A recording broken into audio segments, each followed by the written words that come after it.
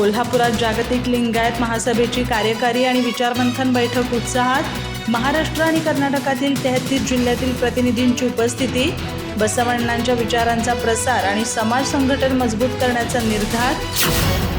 कोल्हापूर येथील दसरा चौकातील दिगंबर जैन मल्टीपर्पज हॉलमध्ये जागतिक लिंगायत महासभेची कार्यकारी व विचारमंथन बैठक उत्साहात पार पडली.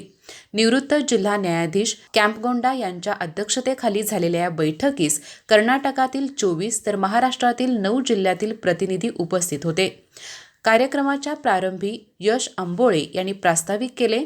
सरलाताई पाटील यांनी उपस्थितांचे स्वागत करून मान्यवरांचा परिचय करून दिला.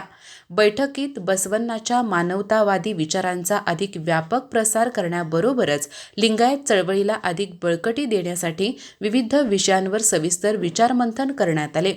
महाराष्ट्रातून राजशेखर तंबाके, मनोजकुमार रणदिवे, शंकर बिराजदार, नाना गवळी, संतोष साखरे, सदाशिव देवताळे, सुधाकर तोडकर, बसवराज आजरी, वैभव सावर्डेकर, सुरेश जांभुरे, रजनीताई मगदूम, विलास आंबोळे, प्रभाकर कुलगुडे, विजय पाटील, सुभाष महाजन, नाना मेनकुदळे, बसराज कंजे, चंद्रकांत हरकुडे, सिंधू नावदगिरे, लक्ष्मण आप्पा मुकडे, व्ही.एस. शेट्टे, दिगंबर भालके आदी उपस्थित होते. तर कर्नाटकातून ॲडव्होकेट बसवराज रोड, बसवराज धनूर, जे.बी. पाटील बेंगलूर आणि जी.बी. पाटील विजापूर यांच्यासह अनेक प्रतिनिधींनी सहभाग घेतला.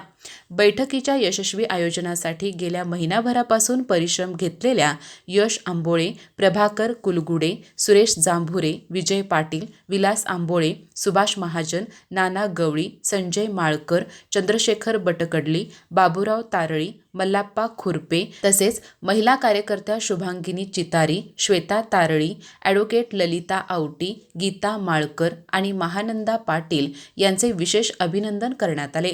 भोजन व्यवस्थेसाठी प्रभाकर कुलगुडे आणि सुरेश जांभुरे यांचेही कौतुक करण्यात आले. यावेळी धनदासोही व प्रसाद दासोहीसाठी सहकार्य करणाऱ्या सर्व दात्यांचा आणि कार्यकर्त्यांचा गौरव करण्यात आला. बसवण्णाच्या कायकवे कैलास या तत्वानुसार समाज प्रबोधन आणि समाज संघटन अधिक मजबूत करण्यासाठी सर्वांनी एकजुटीने कार्य करण्याचा निर्धार यावेळी व्यक्त करण्यात आला. अधिक माहिती आणि ताज्या घडामोडींसाठी आजच आमचे चॅनल सबस्क्राईब करा.